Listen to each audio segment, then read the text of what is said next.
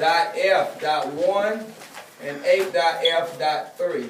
We're going to talk about two different things, and I'm combining these two lessons because 8 dot f dot 3 is pretty simple. You're just classifying functions as linear or nonlinear.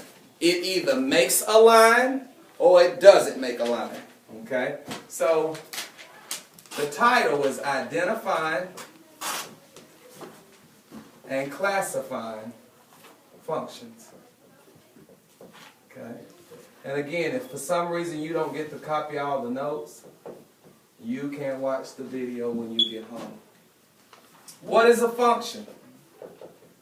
What is a function? Anybody want to take a guess? How does Mr. Gray define what a function is? A function is a relationship that defines exactly an output value for each. For every input value, There's only one. there's only one output value.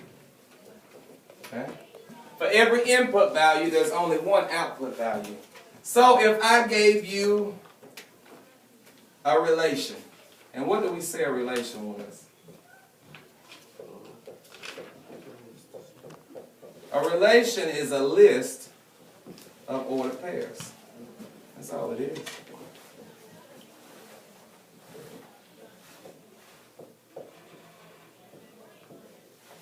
Okay? First off, I want to know, what makes a function a function? Can the values repeat themselves? Only in the Only the y. Only the y's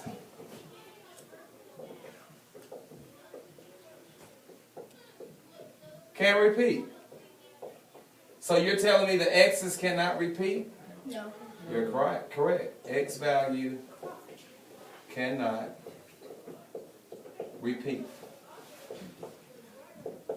Well, let's examine the x values in this relation. And guys, relations are just a set of ordered pairs. A relation is another term for a list of points. The x value in this ordered pair is what? 1. What about here? 2. And here? 3. Is this or isn't it a function? Function. Is a function. Why? Because there's nothing. The x's Don't repeat. don't repeat. Okay. Well, let me give you another one. Let's make another relation.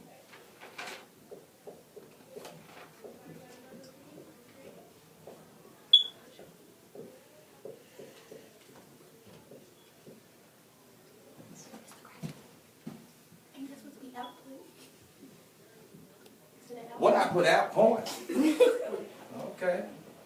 Sorry, guys. Look at that relation. X value, what's it here? -1. Here, 2. Here, -1. Is this or isn't it a function? It's not. It's not.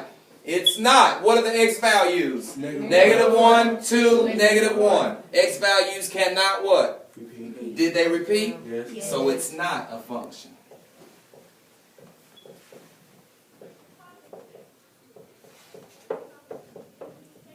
Okay? It's not a function.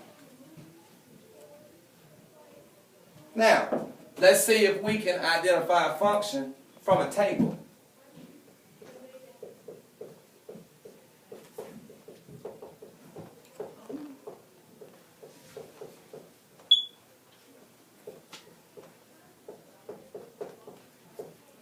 Tables tend to look like this.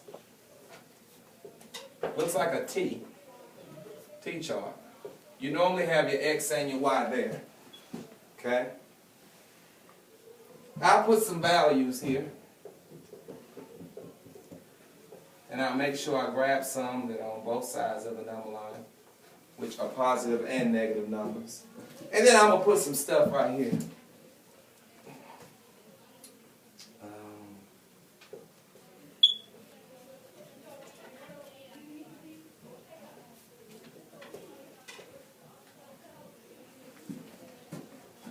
I want you to answer two questions.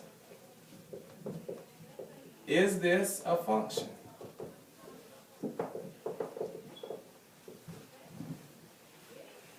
Is this linear or nonlinear?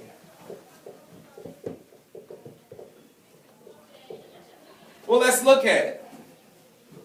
If I was to graph these points, eyes on me, pencils down. And I always remember, guys, I'm recording this. You can write it at home. Okay. I erase it before. That's the homework anyways, to go home and watch it. Okay. All right. I appreciate you trying to keep up, though. All right. Negative 312. That's my first point. Negative 29 is my second point. Negative 10 is my third point. 0, 2, then 1, 4, then 2, 6, then 3, 8. Is this or isn't it a function? It is. It is. It is a function. Does the x's repeat themselves? No. No. See it. It is a function. Now, if I was to take all 7 of these points and put it on a graph, would it form a line? Let's see.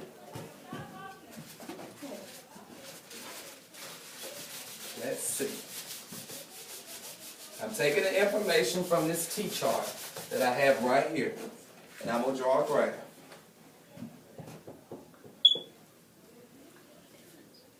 I've got, I got some negative numbers, so I need all 4 of them.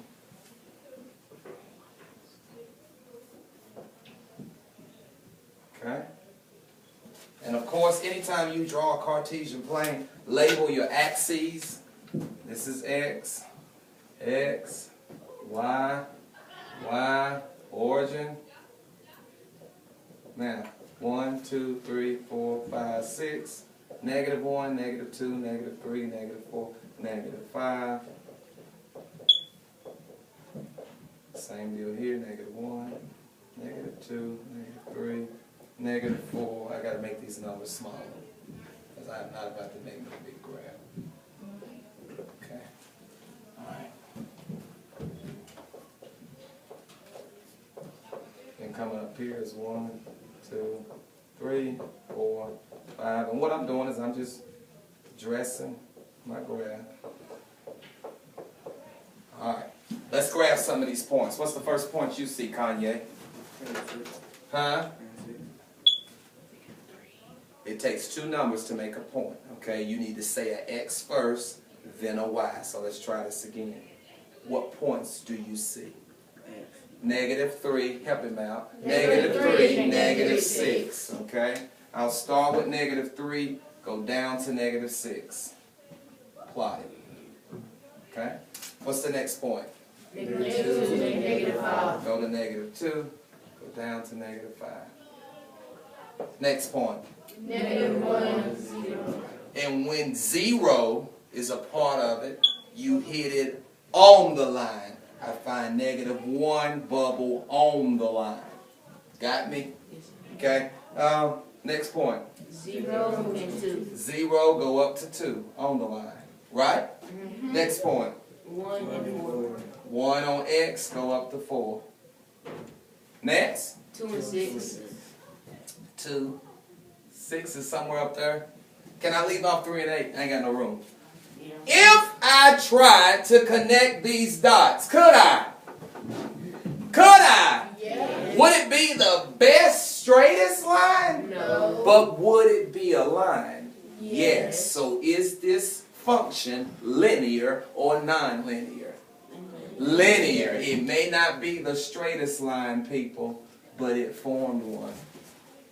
Okay? And of course, if I was on graph paper, it'd look a little better. Okay? This is a freelance graph. If it forms a line, it doesn't necessarily have to be the straightest. But if I look from left to right and I see a trend, positive, negative,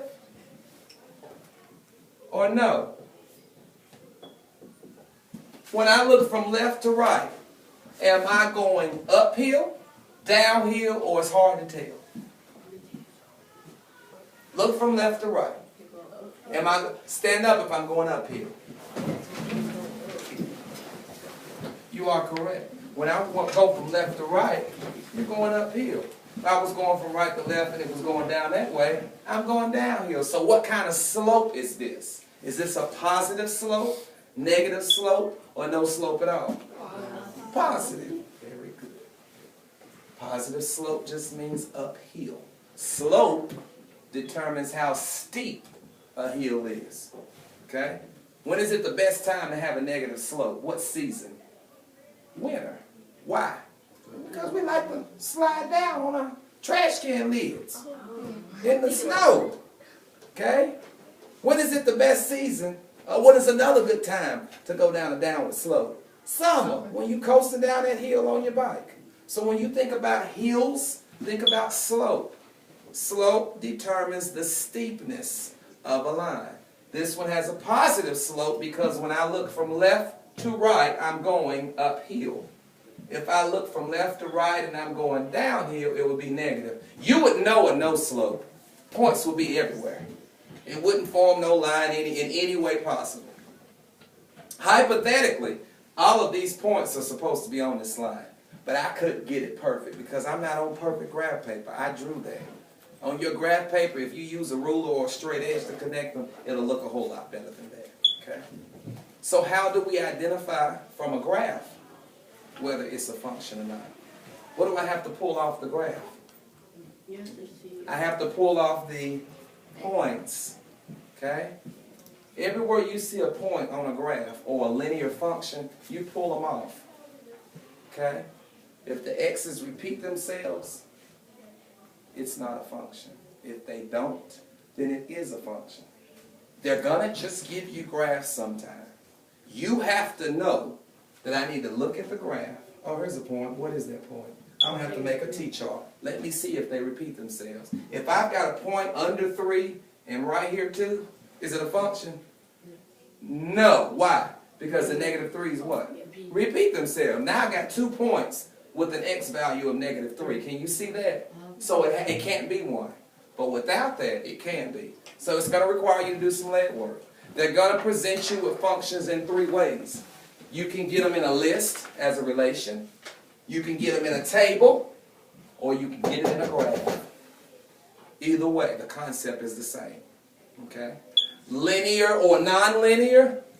If I plotted these points on a graph, could I make a line? If I can't, it's nonlinear. If I can, it's linear. Are there any questions? No. That's it. Okay.